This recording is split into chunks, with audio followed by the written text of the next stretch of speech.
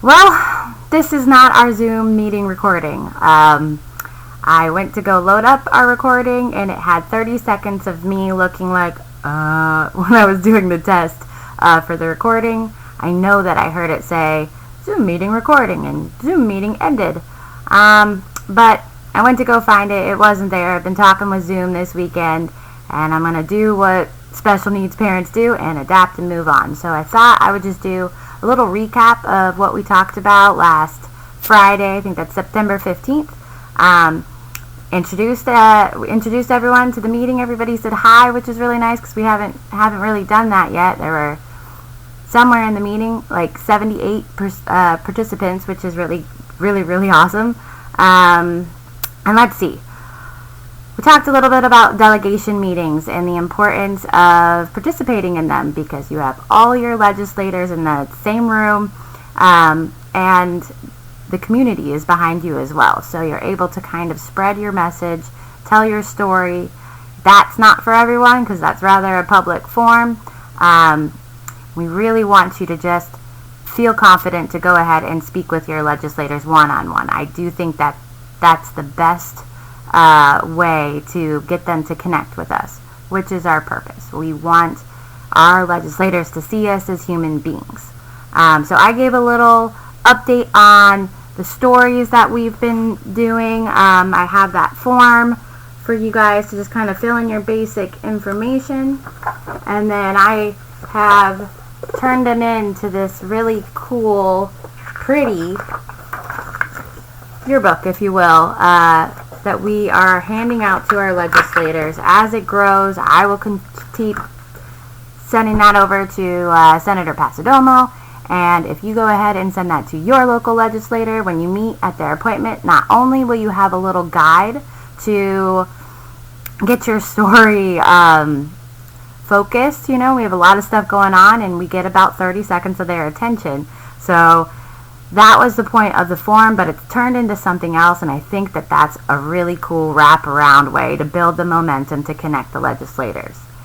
And then we heard from Miss Melissa. Melissa Mazeda came on, and she would like us to know that she is definitely still our Melissa. She is involved in making sure we're all together because this was her baby. This is her idea. We need to go meet with our legislators. But she is working this on other angles, and she wanted us to know that she is not going to be at every meeting, just so that she can get providers to get involved. She's just an incredible lady. So everybody on the meeting was like, no, you may not leave. And I love that. So we're not going to let her go far, but I do want to let you all know that this is our family meeting. This is us together, and we love Melissa, we love Alan and Tom and everyone else that's on the meeting that's a provider. Nobody is excluded from our group. We want everybody to come. And then I had asked Alan Abranowitz with the ARC of Florida to give us a little information on the Social Service Estimating Conference, and I really like this idea of the APD getting invited to the table. A lot of the other entitled Medicaid programs are a part of this conference, and what it is that economists go and collect the data to say these are the needs to sustain the waiver. And that is something I have been wondering about with this program. How in the world do they figure out what we need to do to sustain the waiver if we don't have any actual data outside of what the agency says we need? So I really, really liked the idea of that, and I wanted him to give families a little bit more information so that if you're looking for funding, I've gotten a lot of letters, let's fund the waiver. This is how we fund the waiver, which is more of a solution than just, hey, you people up in Tallahassee do this. So I really liked Alan's presentation. I wish you guys could see it because he's just so much better at it than I am. But that's okay. And then we did a little bit of an ask. I love that our group has gotten so much momentum, and I want to keep building it. And so we're looking for people who are willing to do a little outreach, help in any way you can. We have the meetings. I will continue to organize all of the meetings. And I think there are enough families out there where we could just join in on this effort. And a few families said, hey, I'll help you with this and that. And I thought, I should write that down. But I was on my way to the beach, and the meeting was going to be recorded. So if that's you, if you happen to see our meeting recap, please reach out. You can either email me. It's Stephanie, STEPHANIE, at autismcollier.com, or find us on our Facebook group, We the People by the People. And we are looking for Facebookers. Hebby put something out.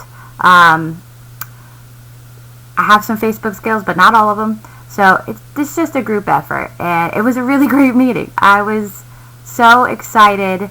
Oh, that's the thing. We were going to talk about role play.